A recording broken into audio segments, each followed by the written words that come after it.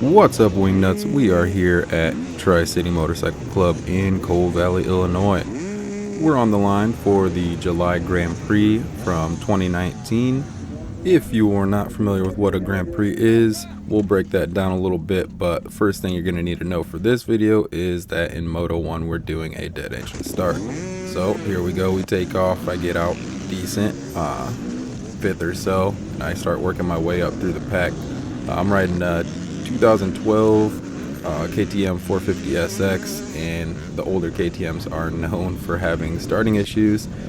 She actually treated me alright in this one. As we work our way through the pack, you might notice, especially with this crash, that this looks a little bit familiar. That's because the last video that I did was a full lap from this same moto. This one's going to be a little bit more of a start to finish type of deal, but we're going to cut it up a little bit so it's not an hour long. So as I chase down these top two guys, let's get into what a Grand Prix actually is.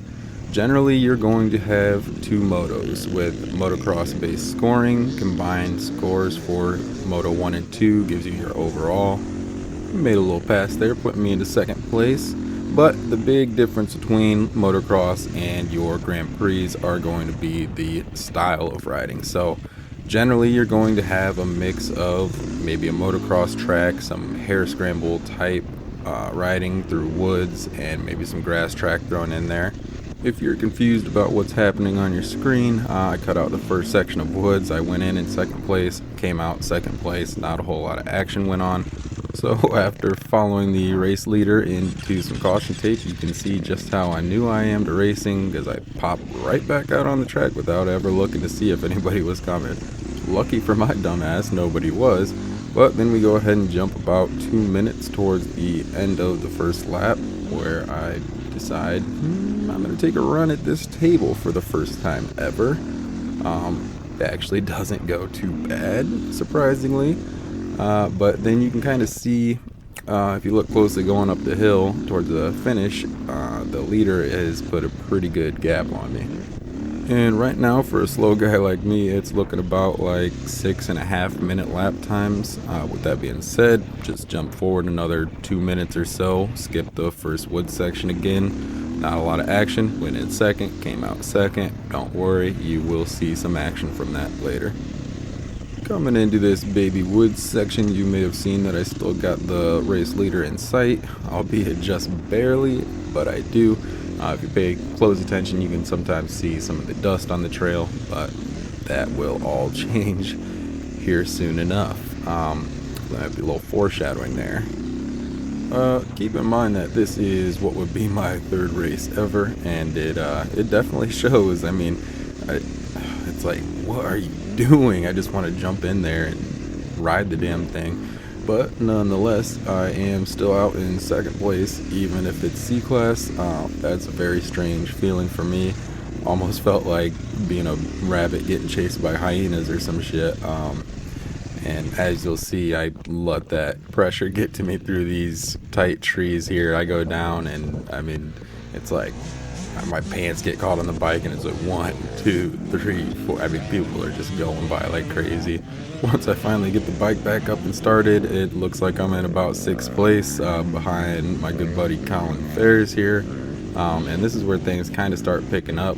But unfortunately, as I crashed back there, I smacked my chin, and that's where my GoPro was mounted. So that kind of messed with the angle. For the rest of the race, it's going to be pointed down a little bit, which is annoying, but probably more realistic for how I was, if you want my perspective at this point in my racing career, if that's what you want to call it.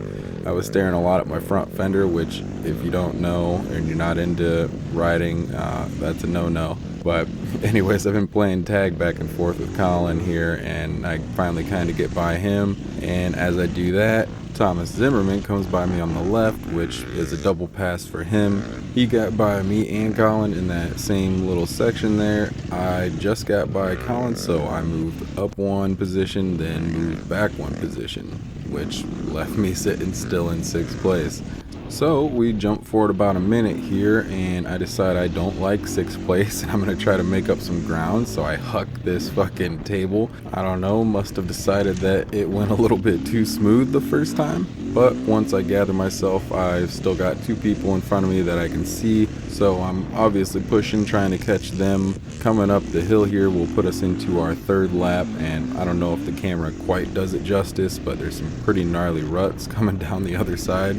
But fortunately for me, there's nothing to see there, so I didn't eat shit. We went ahead and jumped into the woods section that we've skipped the last two laps. We're chasing down Morgan Wheelwright. Yes, that's Morgan as in a girl, and yes, she's kicked my ass multiple times this year. There's absolutely no shame in that.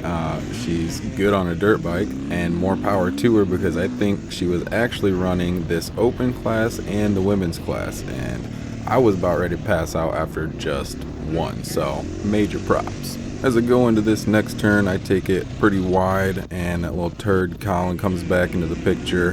Being more of a motocross guy, he takes the inside, getting by me, moving me back into 7th place.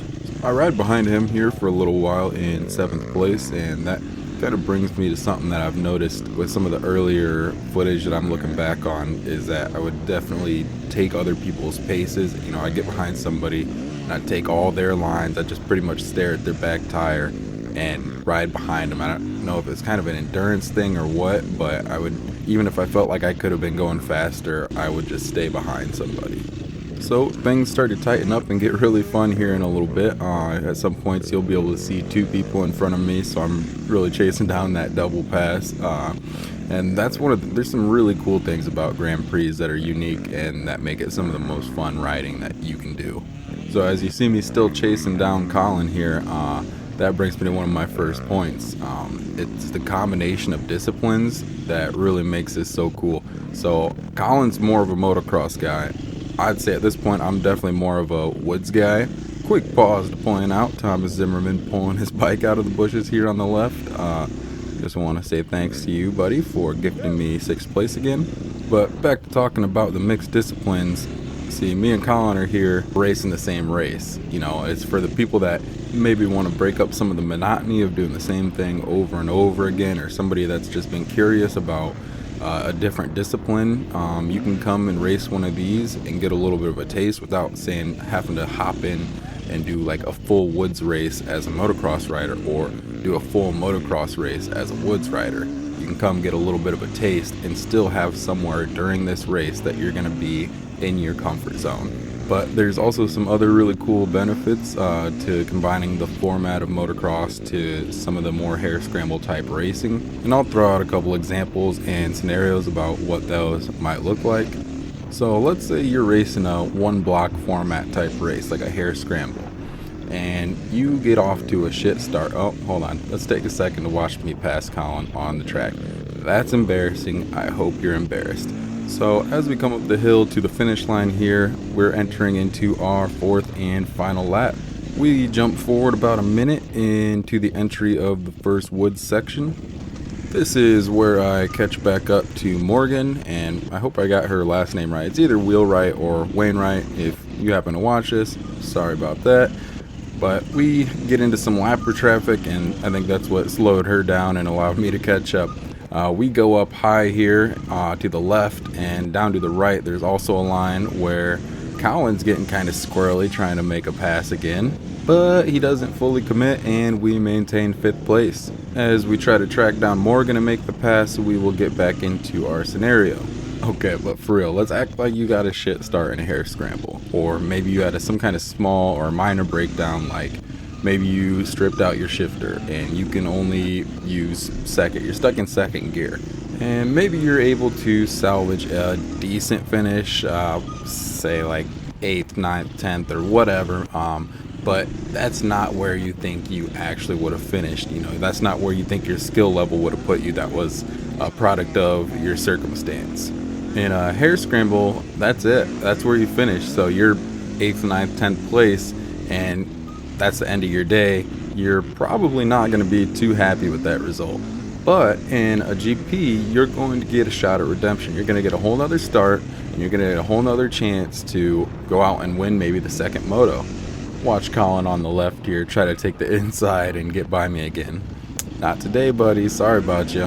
But yeah, so I think that this GP format is really going to highlight who's the most consistent, the best, the most well-rounded rider out there at that event. Personally, that's what I'm after. I'd really like to be good in all disciplines. I think there's skills from each discipline that you can carry over to another. And even if your goals aren't exactly the same as mine, what I'm trying to get at here is that you can come out to one of these events and you're gonna have a good time.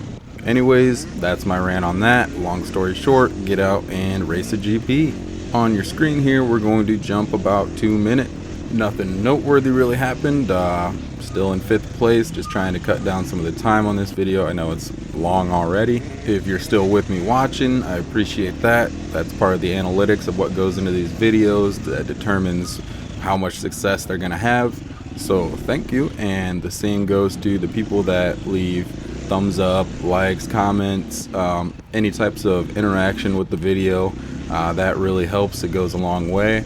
And another huge thing is I don't get a lot of feedback. So if you got something to say, negative, constructive criticism, what you like, what you dislike, maybe you want to tell me I'm a goon, I don't care. I'll take whatever. I just want to make each video better than the last one. So if you could help me do that, awesome. So with all that being said, like, comment, subscribe to the channel so you can see some of the future videos that I put out. Let me know if you've raced a GP, what you liked and didn't like about that, and let me know if there's something that I maybe got wrong or missed when I was trying to describe what a GP actually is. I'm still new to this, only been doing it for a year, not even, but that's gonna be a wrap for me, guys. I hold steady in 5th place, finishing behind Morgan, and as you'll hear when I cross the finish line, I was actually pretty excited about that. Now stick around, and as a bonus you'll be able to hear Colin complain about not being able to get around somebody's probably 13-year-old son. Woo! Deuces.